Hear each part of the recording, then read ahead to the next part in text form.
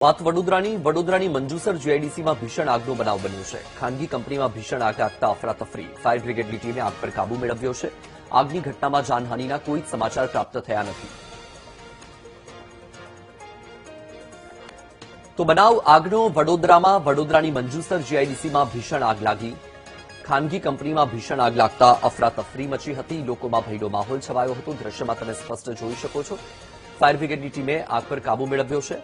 જો કે સૌથી મોટી રાહતની વાત એ છે કે આ આગની જે ઘટના બની છે તેમાં કોઈ જ જાનહાનિ થઈ નથી, કારણ કે આ જે આગ છે એ એક કંપનીમાં લાગી હતી અને સ્વાભાવિક છે કે કંપનીમાં મોટી સંખ્યામાં કર્મચારીઓ કાર્યરત હોય અને તે સ્થિતિમાં મોટી જાનહાનિ પણ થઈ શકતી હતી। પણ રાહતની વાત એ છે કે આગ પર કાબુ મેળવાઈ ગયો અને કોઈ જ જાનહાનિ થઈ નથી।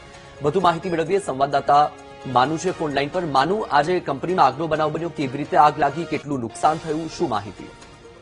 વત્સલ, મંજુસર જીઆઈડીસીમાં આવેલી પાવરફુલ કુલિંગ ટાવર નામની કંપની છે અને આ કંપનીમાં આગ લાગી હતી। લગભગ 1 કલાક પહેલા આગે વિકરાળ રૂપ ધારણ કર્યું હતું। જોતામાં જ આખી ફેક્ટરી છે એ આગની ઝપેટમાં આવી ગઈ હતી। ફાયર બ્રિગેડ ટીમો પહોંચી 2 ફાયર ફાઈટર સાથે અને ત્યાં આગ ઉપર કાબુ મેળવવાનો પ્રયત્ન કર્યો। ભારે જહેમત બાદ આગ ઉપર કાબુ મેળવ્યા છે। સદનસીબે કોઈ જાનહાનિ નથી, પરંતુ ફેક્ટરીને મોટા પ્રમાણમાં નુકસાન થયું છે।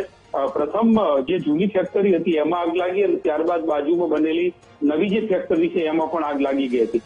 ફાયરના જે અધિકારીઓ છે એમનું કહેવું છે કે કંપનીમાં યોગ્ય રીતે ફાયર સિસ્ટમ નથી અને એના કારણે આ આગે વિકરાળ સ્વરૂપ ધારણ કર્યું અને વ્યાપક નુકસાન થયું છે। ફાયર ફાઈટરોને પાણી પણ ત્યાં ન મળ્યું, બાજુમાંથી પાણી લાવવું પડ્યું અને ત્યારબાદ આગ ઉપર કાબુ મેળવાયો છે। હાલ તો આગ ઉપર કાબુ મેળવાઈ ગયો છે, પરંતુ જે આગના ધુમાડા હતા એ ખૂબ જ વિકરાળ હતા અને એના કારણે આજુબાજુમાં ભયનો માહોલ છવાયો હતો।